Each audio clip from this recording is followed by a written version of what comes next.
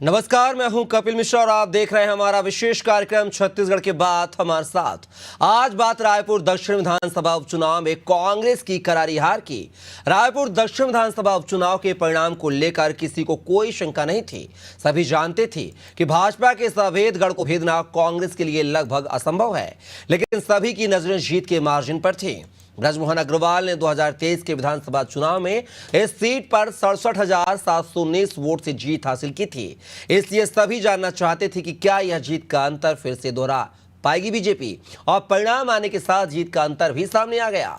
उपचुनाव में भाजपा प्रत्याशी सुनील सोनी ने कांग्रेस प्रत्याशी आकाश शर्मा को 46,167 वोटों से हराया। 2023 के मुकाबले करीब 11% मतदान कम होने के बावजूद भाजपा की स्थिति का अंतर विशाल रहा। यदि 2023 के बराबर मतदान होता तो भाजपा का जीत का अंतर और बढ़ सकता था। कांग्रेस प्रत्याशी आकाश शर्मा अपने ही वार्ड में 16 में से 15 बूथ पर हार गए हैं। अपने वार्ड में उन्हें भाजपा प्रत्याशी के मुकाबले 2245 वोट कम मिले हैं। रायपुर दक्षिण के 19 वार्ड में से 17 वार्ड में कांग्रेस हार गई है, जबकि रायपुर दक्षिण में कांग्रेस के 11 पार्षद हैं। देखा जाए तो उपचुनाव में कांग्रेस की ज्यादा दुरुस्ता हुई है। इससे साफ यह हो गया है कि कांग्रेस लोकसभा चुनाव के बाद से लेकर उपचुनाव तक इस क्षेत्र में कोई खास प्रभाव पैदा नहीं कर पाई है, और इस बारे में भाजपा का कहना है कि कांग्रेस की जनता तक पहुंच कठिन हो चुकी है। वहीं कांग्रेस का कहना है कि उपचुनाव के परिणाम सरकार के पक्ष में ही जाते हैं। कांग्रेस का तर्क उचित है, लेकिन परिणाम इतने भी एक तरफा नहीं होना चाहिए।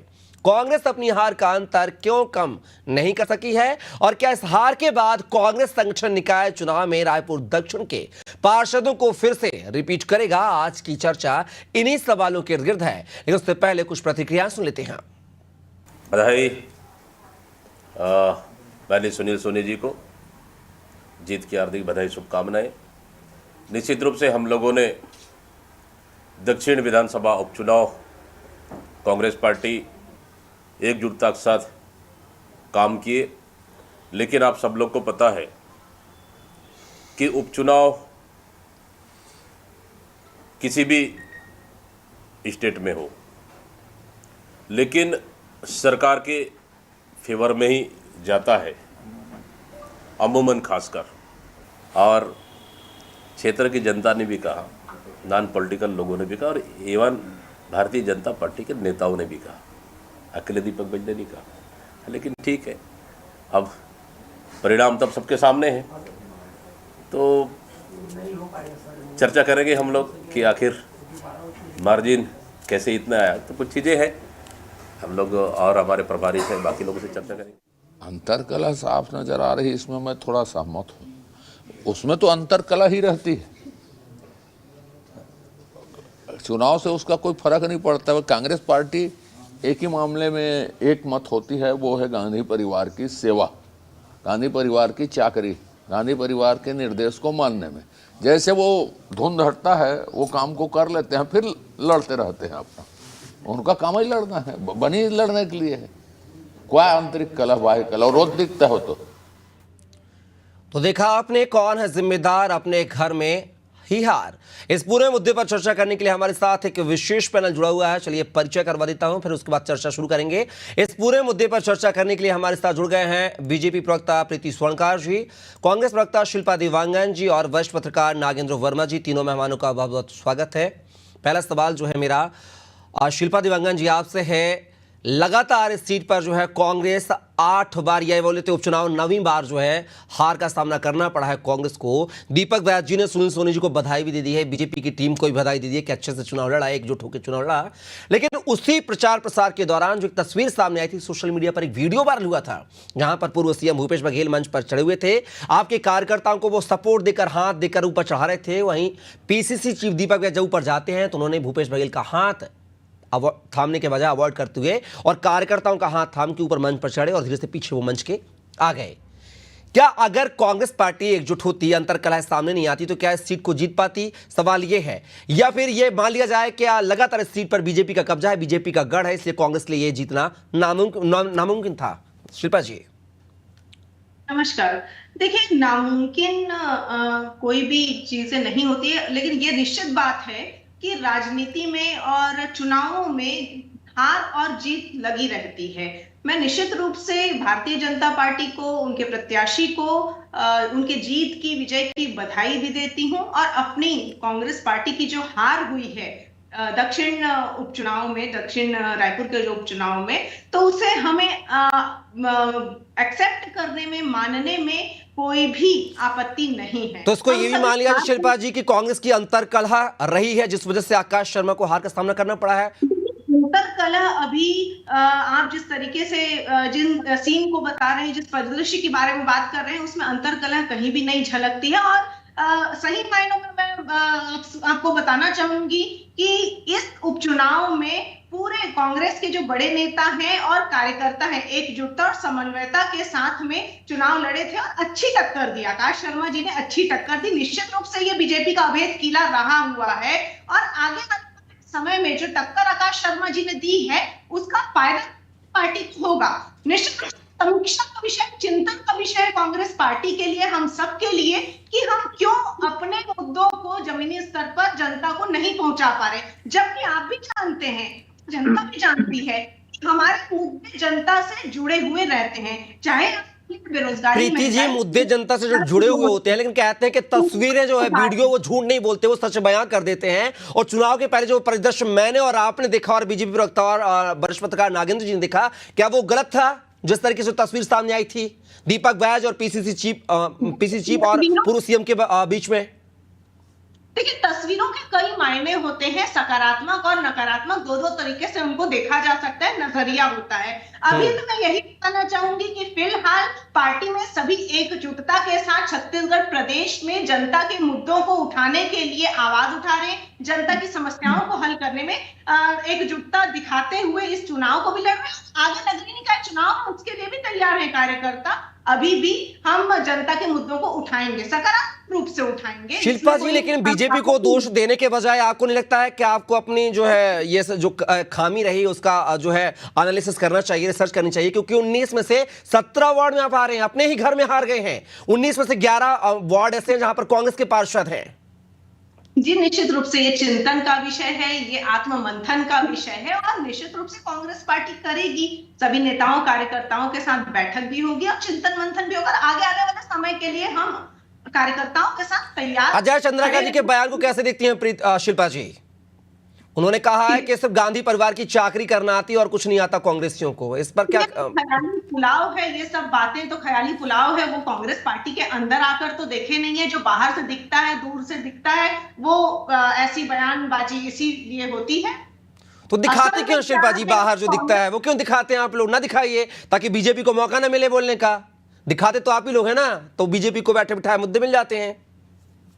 देखिए, बीजेपी जनता के मुद्दों पर लड़ाई करे ना। कांग्रेस क्या कर रही है, अंदर उनके अंदर खाने में क्या हो रहा है, उससे बीजेपी को मतलब। सब राजनीतिक दल जो है जनता की समस्याओं को करते हैं, तो उस तरीके से मैं उम्मीद करती हूं कि जो विजयी प्रत्याशी है सुनील सोनी जी, वो जनता के लिए कार्य करेंगे। मैं करती हूँ और मैं आशा करती हूँ ये कि मैं चाहती हूँ कि जनता के लिए सकारात्मक तरीके से वो कार्य करें। अब सीधा रुख करेंगे प्रीति स्वर्णकार जी का। प्रीति जी, यहां पर आप देख रहे हैं कि बीजेपी जो है अपने मुद्दों को लेकर चुनाव नहीं लड़ती है, कांग्रेस क्या कर रही है वो उनका मेन मुद्दा होता है। ऐसे शिल्पा देवंगन जी ने बड़े आरोप लगाए हैं आप पे। साथ ही प्रतिक्रिया पर भी प्रश्न चिन्ह खड़ा कर दिया है जो अजय चंद्राकर जी देते हुए नजर आए हैं कि कांग्रेस पार्टी जो है गांधी परिवार की जो है जी हुजूरी करने में लगी रहती है। उनके पास और कोई मुद्दा ही नहीं होता। चुनाव से लड़ने के लिए वो आते हैं और उसमें कोई शक्ति से जो है अच्छे से एकजुटता से वो नहीं चुनाव लड़ते हैं, इसलिए उनको हार का सामना करना पड़ा है। क्या कहेंगे? देखिए, जैसे सभी को पता है, दक्षिण विधानसभा बीजेपी परिवार का गढ़ है और वहां बीजेपी के ही ज्यादा समर्थक है और गढ़ है और गढ़ था और आगे भी रहेगा ही। वहां भाजपा की बहुमत से जीत हुई है, इसमें हमको बहुत खुशी। और मैं विधानसभा वासियों को हृदय से धन्यवाद करना चाहूंगी कि उनका प्रेम और स्नेह जनता का सुनील सोनी जी के भाजपा के प्रत्याशी के साथ में रहा। और रही बात चंद्राकर जी के बयान की, उन्होंने स्पष्ट कर दिया, क्योंकि ये तो सही है। इनका अंतर जो कला है, जैसे अभी आपने खुद ही बताया है जनता को और शिल्पा जी को कि भूपेश बघेल जी का हाथ को दीपक बैज जी के द्वारा नीचे किया जाता है। तो आपस में जो अपने ही संगठन को नहीं संभाल पा रहे हैं, वो जनता के मुद्दों को लेके क्या बहस करेंगे, क्या जनता की सेवा करेंगे या क्या जनता लेकिन के हित के लिए कार्य लेकिन करेंगे। प्रीति जी, वो तो आप पे आरोप लगा रही है ना कि आप जनता के मुद्दों पे चुनाव लड़ती ही नहीं है। कांग्रेस क्या करती है वो मुद्दे होते हैं आपके। जनता के हित को लेकर कार्य किए हैं, तभी तो आज बहुमत से छत्तीसगढ़ में भाजपा की सरकार है। लगातार दक्षिण विधानसभा से 7वीं 8वीं बार उपचुनाव में भी भाजपा के जो प्रत्याशी थे उन्हीं की विजय हुई है और बहुमत से हुई है।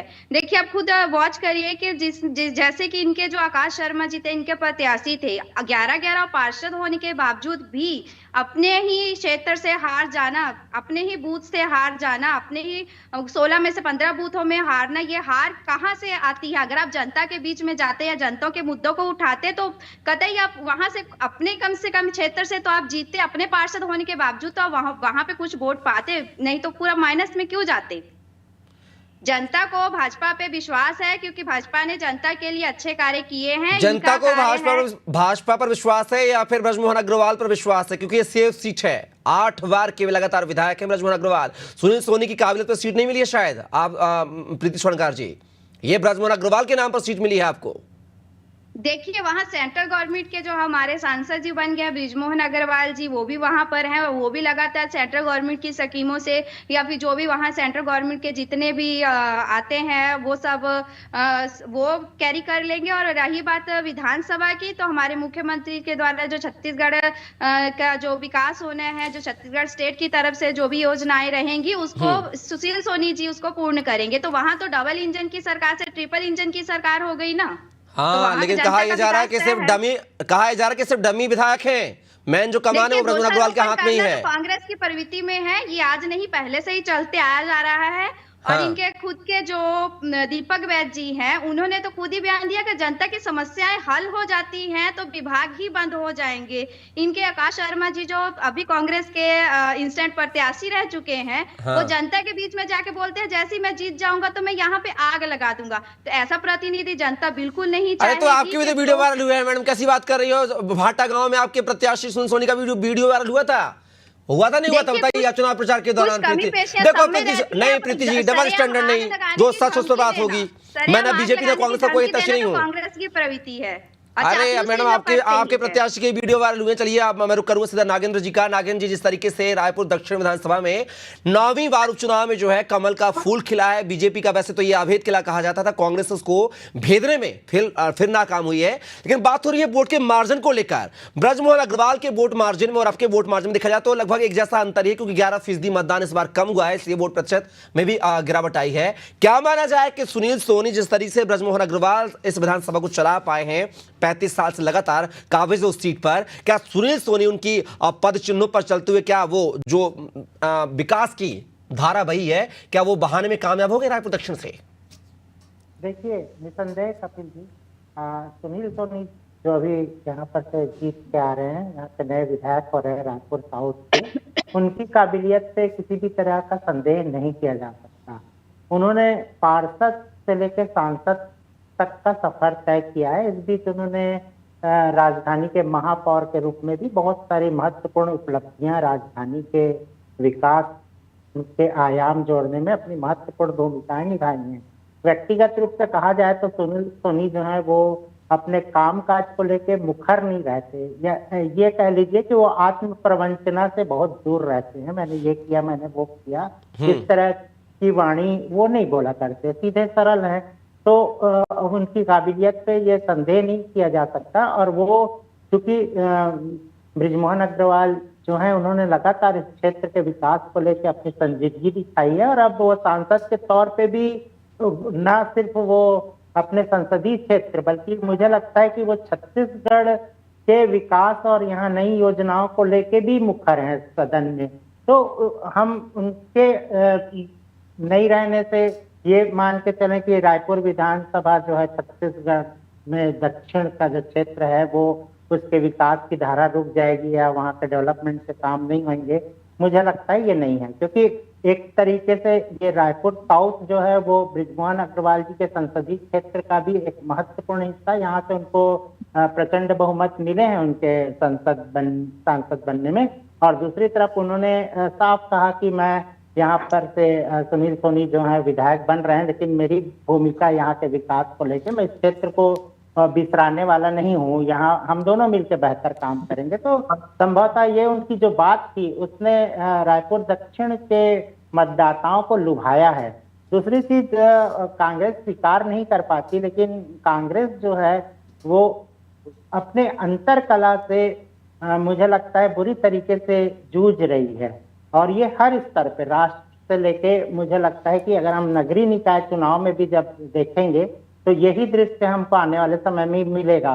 और इस चीज को लेके पार्टी जो है लगातार अगर अपने में झांके, अपने कार्य प्रणाली पे जाए, संगठन के अपने ढांचे को मजबूत करने पे जाए, कार्यकर्ताओं की उपेक्षाओं को दूर करे, उनकी बात सुने, समझे और उनसे राय शुमारी करे, तो मुझे लगता है कि एक बेहतर स्थिति हो सकती है।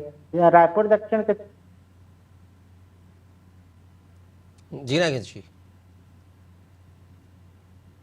चलिए नागिन जी से शायद जो है संपर्क चुनाव में भी हमने देखा कि वो अपने एक समय कैंडिडेट की निष्क्रियता और वो तमाम चीजों को दोहरा के अपनी लाइन छोटी किया करते थे। जी जी, चलिए मैं सीधा रुख करूंगा प्रीति स्वर्णकार जी का। प्रीति जी, आप कहती हैं कि सुनील सोनी जो हैं 2 बार के पार्षद हैं, महापौर हैं, वो मतलब लंबा अनुभव रहा है राजनीति का और सांसद भी रहे हैं। अगर इतना अच्छा अनुभव रहा, इतनी विकास की धारा उन्होंने रायपुर में बहाई है महापौर रहते, पार्षद रहते हुए, फिर 2024 के लोकसभा चुनाव में क्यों उनको टिकट नहीं दी गई? ब्रजमोहन अग्रवाल को क्यों चुना गया? सांसद थे, एग्जिस्टिंग सांसद थे, उनका टिकट काटकर ब्रजमोहन अग्रवाल को दिया गया। आखिर वजह क्या रही? अगर इतने विकास पुरुष थे तो बीजेपी को कैंडिडेट बनाना चाहिए ना उनको लोकसभा में। देखिए, ये बिल्कुल गलत रहेगा कि किसी को काटा छाटा जा सकता है। देखिए, राजनीति है, चेहरे बदलते रहते हैं, सबको मौका मिलता है। किसी को सांसद प्रत्याशी के रूप में मौका मिलता है, किसी को विधायक प्रत्याशी के रूप में मौका मिलता है, कोई पार्टी का कार्यकर्ता रहता है जिसको पार्षद के रूप में भी पार्टी मौका देती है। पार्टी सबको बराबर मौका देती है, इसमें काट छाट वाला कोई सिस्टम है ही नहीं है। और सुनील सोनी जी ने अपने कार्यकाल में, चाहे वो पार्षद थे या फिर विधायक, पहले सांसद थे या फिर महापौर थे, इसमें बहुत सारे अनेकों रायपुर में बहुत सारे कार्य किए हैं। जैसे रायपुर जो इंदौर स्टेडियम है उसमें मेरा सवाल आप गोल गोल घुमाइए मत, मैं पूछ रहा हूं, जब इतना सारा विकास किया उन्होंने, 2 बार महापौर रहे हैं, पार्षद रहे हैं, 2 सांसद भी रहे हैं, तो सांसद रहते उनको सांसद का टिकट क्यों काटा गया? जब इतने मजबूत प्रत्याशी थे तो क्यों काटा गया? मैं ये पूछ रहा हूं आपसे। सिस्टम है ही नहीं है, काटछाट तो होती नहीं है। मैंने कहा कि मौका सबको मिलता है।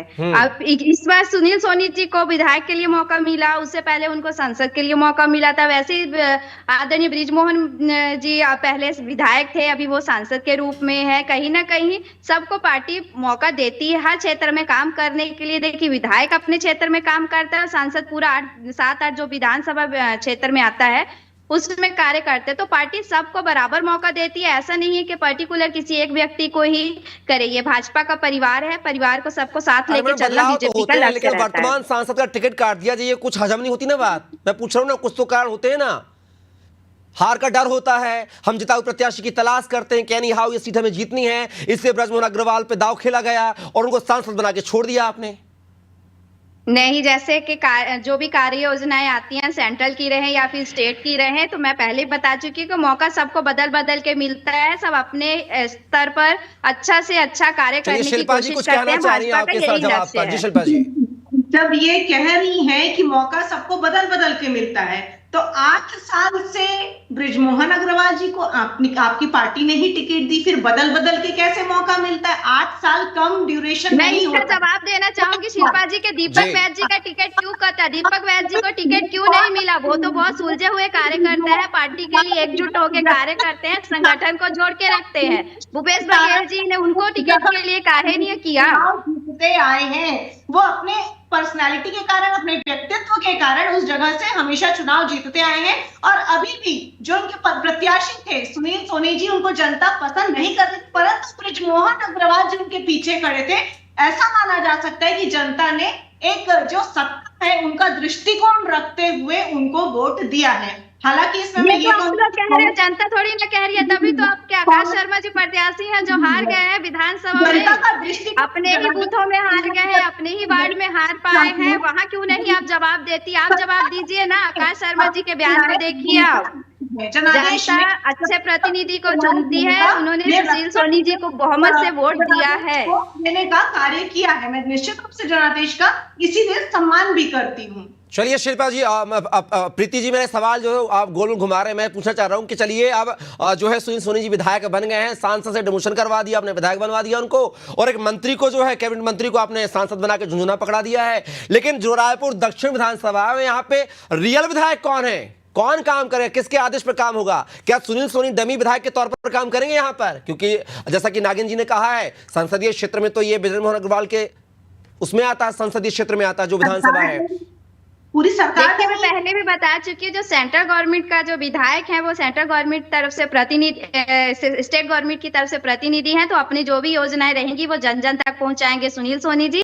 और जहां तक बृजमोहन जी का है, बृजमोहन जी भी लगातार उसी क्षेत्र में कार्य साथ में करेंगे। ऐसा नहीं है कि कोई किसी का डमी बन के काम करेगा, ये भाजपा का परिवार है। ये कोई मेरा सवाल सुन तो लीजिए, मैंने बृजमोहन अग्रवाल जी का वो बयान भी सुना है जब उन्होंने रथ से कहा था, जब उनका जो रथ था, चुनावी रथ था, वो जा रहा था, उन्होंने कहा था कि यहां से एक नहीं बल्कि दो विधायक चुने जाएंगे, एक मैं और दूसरे हमारे सुनील सोनी जी। इसके क्या मायने देखे जाए, बताइए आप मुझे।